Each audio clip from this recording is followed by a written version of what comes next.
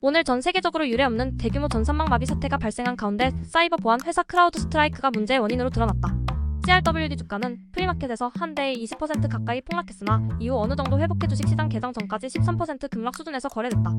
한 회사 주가가 이렇게 폭락한 이유는 다름 아니라 이번 전산 마비 사태로 인해 피해를 입은 곳이 한두 군데가 아니기 때문이다. 항공사, 방송사, 통신사, 은행, 증권거래소 등등 전 세계 많은 기업들이 한꺼번에 장애를 겪었고 사업에 피해를 입은 상태다. 이번 문제는 윈도우 시스템을 사용하는 전 세계 업체들과 유저들에게 직접적인 영향을 미쳤는데 갑자기 컴퓨터 시스템이 먹통이 되고 모니터에 죽음의 파란 화면 혹은 블루 스크린이 뜨기도 했다. 또한 유럽, 아메리카, 아시아 전역의 전 세계 주요 공항에서는 항공편 지원과 더불어 운항이 중단되기까지 했다.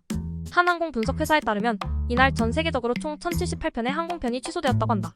일례로 네덜란드 항공사 KLM과 에어 프랑스는 운항을 올스톱했고 독일 저가 항공사 유로윙스도 체크인 및 탑승 문제로 인해 하루 종일 지연 및 취소가 예상된다고 발표했다.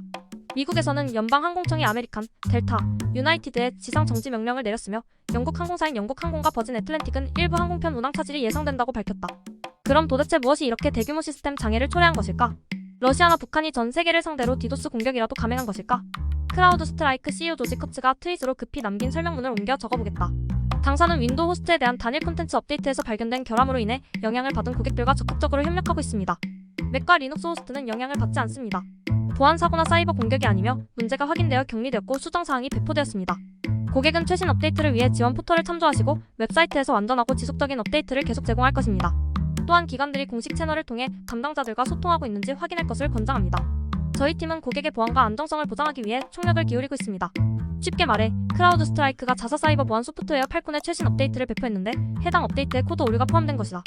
문제는 이게 마이크로소프트 운영체제에 대한 업데이트였기 때문에 윈도우를 쓰는 수많은 기관들과 유저들이 영향을 받은 것이다. 다시 말해 해킹이나 사이버 공격이 아닌 단순한 버그 문제였다는 것이다. CEO가 트윗으로 올린 것이 사과문이 아니라 설명문이라는 사실에 트위터 유저들은 사과가 빠진 것 같은데? 라며 비판을 남기기도 했는데 조지 커츠는 이날 MBC 방송에 나와서 따로 사과를 했다. 크라우드 스트라이크가 버그를 빠르게 발견하고 문제가 된 업데이트를 롤백하는 과정에 돌입했다며 이번 사태로 영향을 받은 분들에게 깊은 사과의 말을 전했다. 문제의 원인이 확인됐고 대처가 빨랐기 때문일까? 프리마켓에서 한때에 20%까지 폭락했던 CRWD 주가는 장 초반 마이너스 10% 수준에서 거래되고 있다. 만일 이번 사태가 단순한 버그 문제가 아니라 사이버 공격이 배후에 있었다면 사이버 보안 업체로서 크라우드 스트라이크의 평판에 매우 부정적인 영향을 미쳤을 것으로 보인다. 만일 그랬다면 주가도 훨씬 떨어졌을 가능성이 크다. 그러나 어쨌든 간에 기업의 실수 때문에 벌어진 것이기 때문에 영향을 피할 수는 없어 보이는데 이번 사태로 피해를 입은 기업들과 기관들이 크라우드 스트라이크를 고소하거나 금전적 책임을 물을 가능성도 배제할 수 없다. 한편 이번 급락에도 불구하고 크라우드 스트라이크는 지난 1년간 주가가 100% 가까이 상승한 종목이다. 사이버 시큐리티 업계뿐만 아니라 전체 테크 업종에서 가장 비싼 밸류에이션을 자랑하는 주식 중 하나인데 이번 급락이 더 큰 조정으로 이어질지 지켜봐야겠다.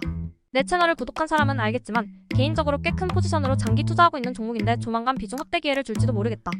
지난달 실적 발표 이후 주가가 올랐을 때 작성한 콘텐츠를 다시 읽어보니 $260 이하로 떨어지면 추가 매수를 고려할 거라고 했었는데 과연 그 밑으로까지 조정이 발생하게 될지 지켜보겠다.